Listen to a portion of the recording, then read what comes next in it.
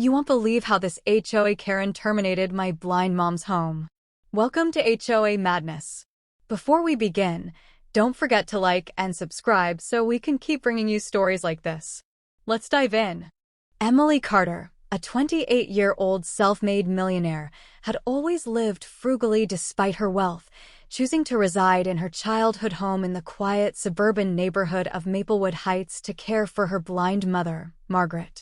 Margaret, a retired piano teacher, had lost her sight to glaucoma 5 years prior but maintained her independence with Emily's support and the help of her service dog, a golden retriever named Sunny. The neighborhood, governed by a strict Homeowners Association, HOA, had always been peaceful until Karen Whitaker, the newly elected HOA president, began enforcing petty rules with vindictive zeal. Karen, a middle-aged divorcee with a penchant for power trips, targeted Margaret's home first, citing aesthetic violations over minor issues like unraked leaves or a slightly overgrown garden, issues Margaret couldn't address due to her disability. Emily, who worked remotely as a tech entrepreneur under a pseudonym to avoid attention, had deliberately kept her wealth hidden, preferring anonymity to the complications of fame. When Karen slapped Margaret with a $500 fine for a non-compliant mailbox, a vintage design Emily had restored as a birthday gift to her mother, Emily paid it quietly, hoping to avoid conflict. But Karen escalated, demanding Margaret repaint her house's peeling shutters, a task impossible for a blind widow, and threatened a lien on the property if repairs weren't made. Emily, furious but composed, attended an HOA meeting to advocate for her mother, only to be mocked by Karen, who sneered, "Rules don't bend for special cases." The neighborhood, divided between Karen's sycophants and silent sympathizers, watched uneasily as Karen weaponized bylaws to harass Margaret. Emily, realizing diplomacy had failed, began documenting every interaction, secretly hiring a private investigator to dig into Karen's past.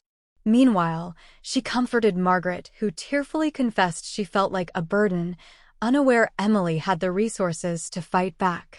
Karen, emboldened, called a compliance hearing to vote on seizing Margaret's home, claiming her neglect lowered property values.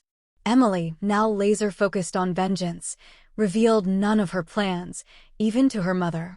She contacted her legal team, a top-tier real estate litigation firm, and instructed them to draft a counterclaim alleging discrimination under the Fair Housing Act. Simultaneously, her investigator uncovered Karen's embezzlement of HOA funds for personal vacations, a discovery that would prove explosive. On the eve of the hearing, Emily reassured Margaret, "Trust me, Mom. This ends tomorrow." The stage was set for a showdown: Karen, smug and unprepared, versus Emily, a millionaire with a cause, ready to dismantle her tyranny.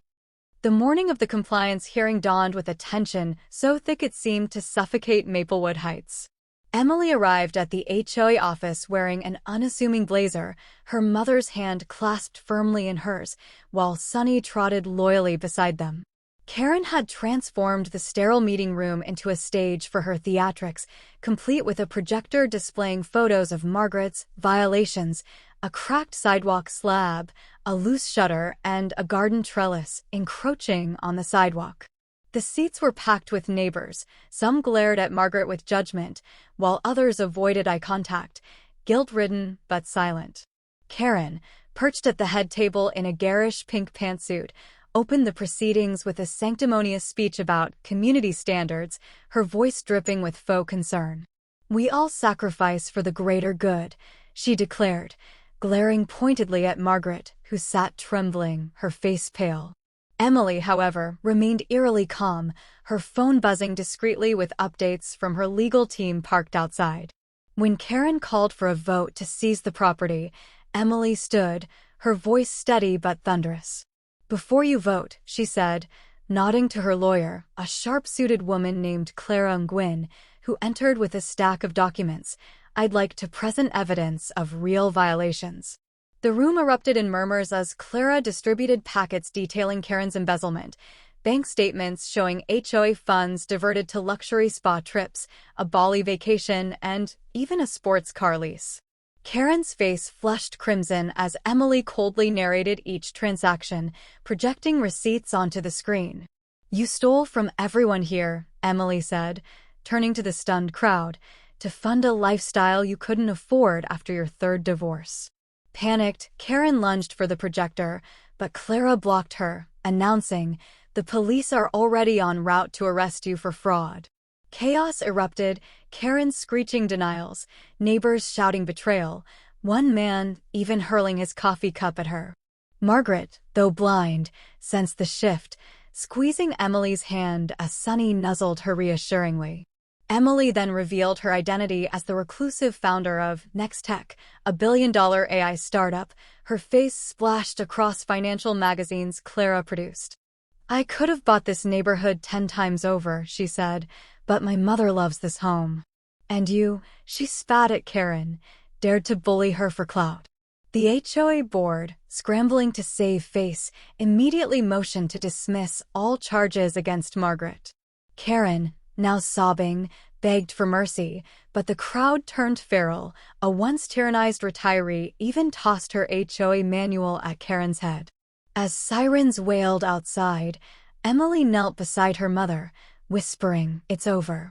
Karen was cuffed in the parking lot, her fall filmed by a viral hungry neighbor, while reporters, tipped off by Emily's PR team, descended to capture the HOA Queen's downfall. By nightfall, #HOA Karen trended globally, and Emily, no longer anonymous, gave a poised TV interview praising her mother's resilience. Margaret, though bewildered by the frenzy, smiled for the first time in months. "You've always seen the world for me," she told Emily, tears in her milky eyes. "Now let me see you." The victory, however, was only the beginning. Karen's allies lurked. The HOA needed reform, and Emily's fortune had painted a target on her back. The fallout from Karen's arrest was seismic, fracturing Maplewood Heights into factions of outrage, guilt, and opportunism. Reporters camped outside Margaret's home, their cameras trained on the quaint house now synonymous with David Angeliath justice. Emily, thrust into the spotlight, balanced her mother's anxiety with her own simmering fury as Karen's loyalists, led by Donna Rigby, the HOA's spiteful treasurer, launched a smear campaign. Donna, a chain-smoking retiree with a vendetta against entitled millennials, plastered the neighborhood with flyers accusing Emily of framing Karen to seize control of the HOA. Meanwhile, Karen, out on bail and awaiting trial, gave tearful interviews from her McMansion, painting herself as a misunderstood victim of Emily's ruthless ambition. Emily, undeterred, hosted a town hall in her mother's backyard, where she unveiled a transparency portal tracking every HOA dollar, a direct rebuttal to Donna's lies. Neighbors gasped as the portal revealed years of mismanagement, inflated landscaping contracts, kickbacks to Karen's cousin's construction firm, and even a $10,000 security fee spent on Donna's backyard fence. Margaret, seated beside Emily with Sunny at her feet, spoke softly but powerfully. "This isn't about revenge. It's about dignity." Her words, amplified by Emily's viral TikTok recap, sparked a grassroots movement. Overnight, #HOA reform trended, and thousands shared stories of petty HOA tyranny. Yet danger lurked. A brick shattered Margaret's living room window one night, wrapped in a note-reading asterisk, "Know your place." Emily, now flanked by a security team, doubled down, partnering with a disability rights NGO to sue the HOA for systemic discrimination. The lawsuit demanded not only damages, but mandatory ADA compliance, ramps, braille signage, and sensitivity training for board members. Donna retaliated by rallying a Save Our HOA coalition, funded covertly by Karen's divorce attorney, who saw the scandal as leverage in her asset disputes.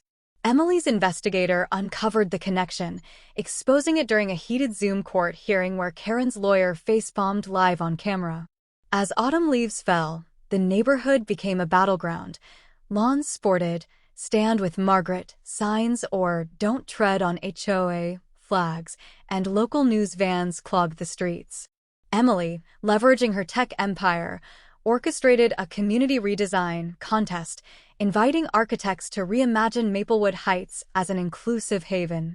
The winning design, a wheelchair-friendly garden with sensory paths for the visually impaired, was funded entirely by Emily, breaking ground at Margaret's property line. Donna, desperate, filed a frivolous injunction to halt construction, but the judge dismissed it, chastising her for wasting the court's time. Karen, meanwhile, faced new charges as the DA discovered her shredding documents in a late-night Staples parking lot. Emily's legal team pounced, subpoenaing her emoji-laden texts, "Fire the files," as proof of obstruction. Yet amid the chaos, Emily's greatest challenge was shielding Margaret from the maelstrom. Her mother, once vibrant, now jumped at every creak in the house, her blindness amplifying her fear.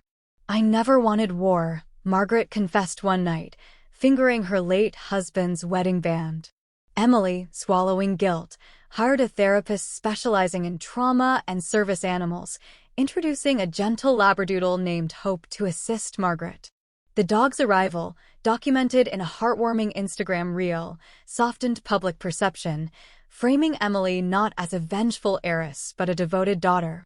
By winter, the HOA board dissolved under pressure, replaced by an interim council co-chaired by Mr. Patel, a retired engineer whose wife used a wheelchair, and Ms. Green, a deaf librarian who advocated for closed captioning at meetings. Emily, though invited to lead, declined. "This is your victory, not mine." Instead, she funded a legal defense fund for homeowners battling abusive HOAs, its logo a silhouette of Margaret and Sonny. Karen's trial date loomed, her social media now a ghost town of deleted posts and apology drafts.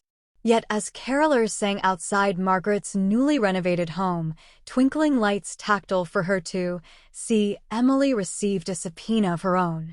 Karen's lawyer, grasping at straws, accused her of hacking the HOA's accounts, a charge that could tarnish her reputation. "Let them come," Emily told Clara, her lawyer, as snow dusted the streets. The truth buried Karen once. It'll bury her again. But truth, she'd learn, was a slippery weapon in the courts of law and public opinion. The trial of Karen Whitaker unfolded like a surreal theater of vengeance, its opening day drenched in the harsh fluorescence of the county courthouse. Reporters and TikTok sleuths swarmed the steps, their lenses capturing Karen's tearful arrival in a demure beige pantsuit, a far cry from her garish HOA reign.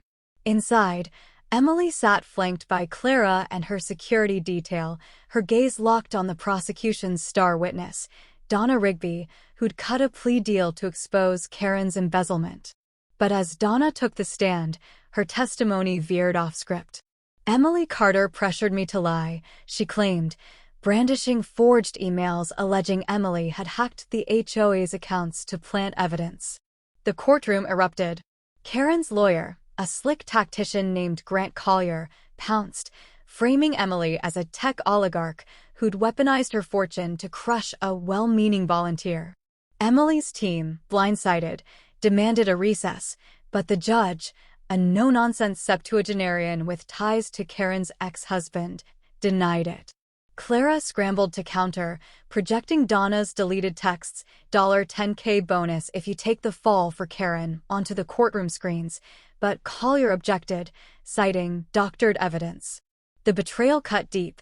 Donna, it turned out, had been bribed by Karen's divorce attorney, who'd funneled crypto payments through a shell company. Outside, Emily's PR team battled a narrative spiraling out of control. #NextTechFraud began trending, and shareholders panicked as the company's stock plummeted 15%. Margaret, guided into court by Sonny, trembled as Collier cross-examined her, his voice oozing faux sympathy. "Isn't it true, Mrs. Carter, that your daughter's obsession with this case stems from your helplessness?"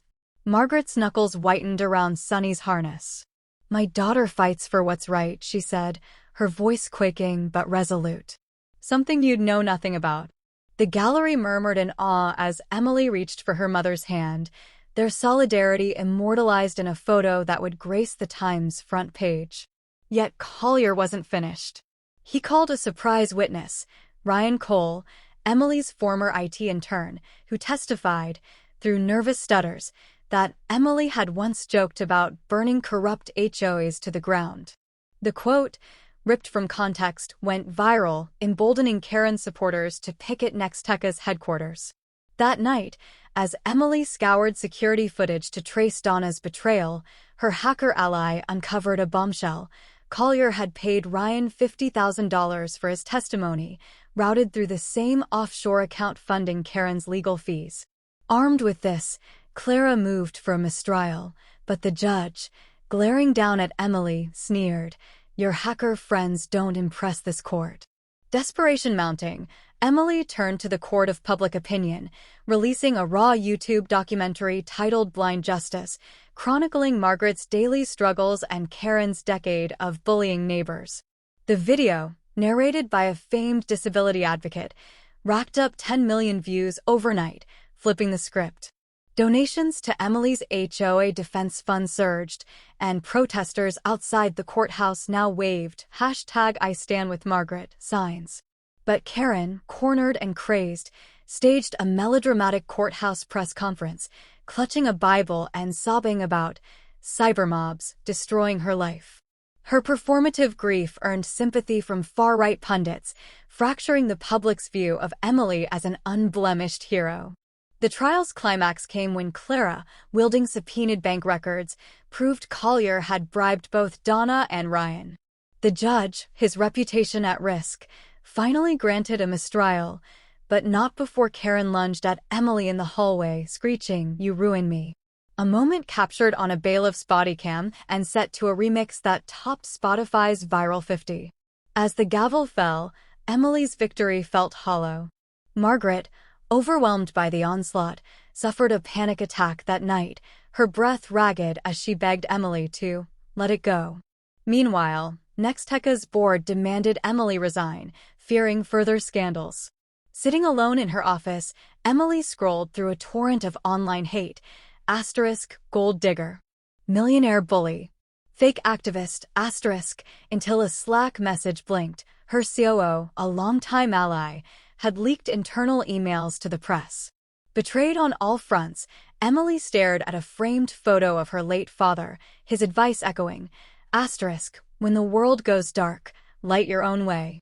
At dawn, she fired her entire board, liquidated 30% of her shares to buy back control, and live-streamed a fiery speech vowing to burn the system that protects bullies. The video ended with Emily standing beside Margaret's redesigned garden, Hope the Labradoodle at their feet, as she whispered, "We're just getting started." But in the shadows, Karen plotted her next move, her laptop glowing with drafts of a memoir titled Persecuted, How Silicon Valley Princess Stole My Life. Karen's memoir, Persecuted, How a Silicon Valley Princess Stole My Life, hit shelves with the subtlety of a Molotov cocktail, its cover a photoshopped image of Emily smirking atop a throne of HOA rulebooks.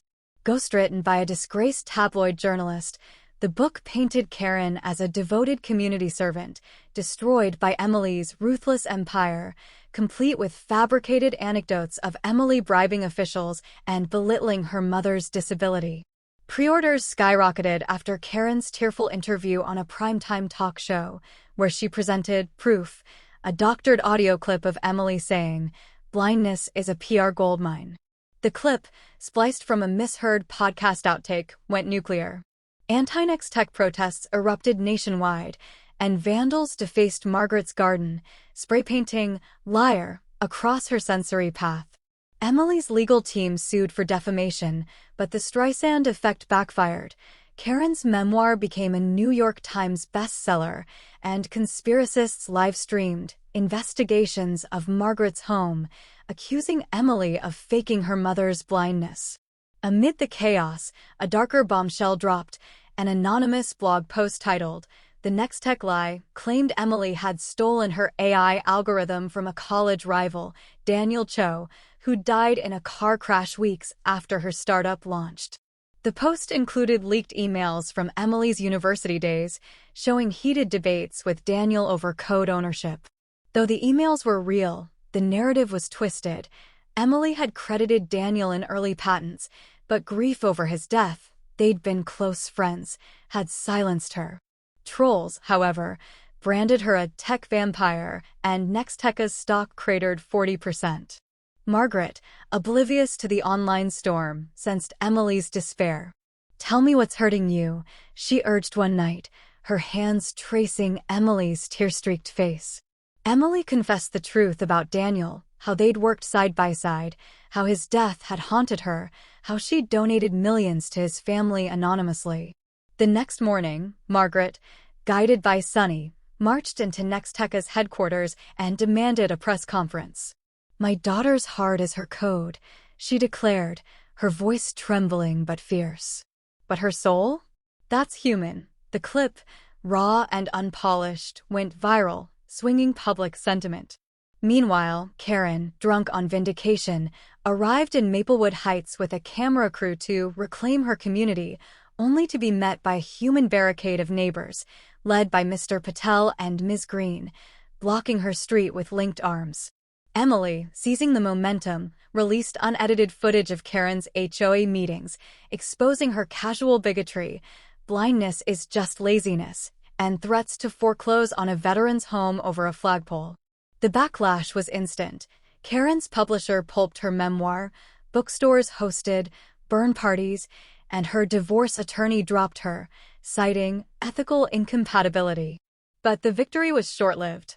That night, arsonists torched the community garden, the flames devouring Margaret's beloved sensory tulips. Firefighters found a note in the ashes. "You don't own us." Emily, realizing Karen's allies had radicalized, moved Margaret to a penthouse, but her mother refused to hide. "This is my home," she insisted, running her fingers over the charred garden soil. "And I'll feel it rebuild." As winter deepened, Emily orchestrated a dual counterstrike. She publicly reconciled with Daniel's family, who revealed she'd funded a scholarship in his name, and she launched a class action lawsuit against Karen and her hate network for domestic terrorism. The FBI raided the homes of Karen's supporters, uncovering caches of weapons and a detailed plan to frame Emily for embezzlement. Karen, now facing federal charges, barricaded herself in her mansion for a standoff with SWAT, live streaming rants about deep state lies until her Wi-Fi was cut. Emily, meanwhile, channeled her rage into rebuilding.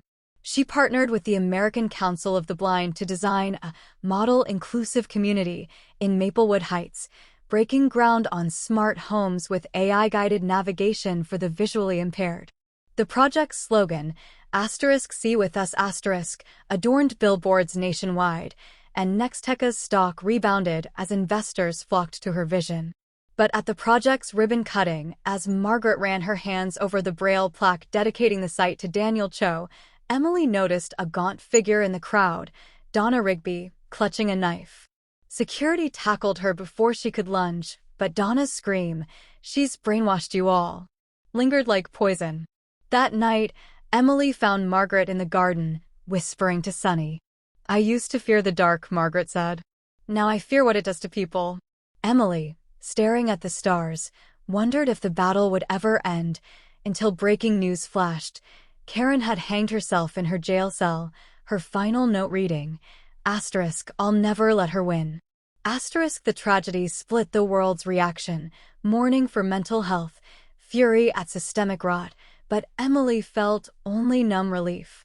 At dawn, she scattered Karen's ashes in the county landfill, then knelt in the garden, planting tulip bulbs with Margaret.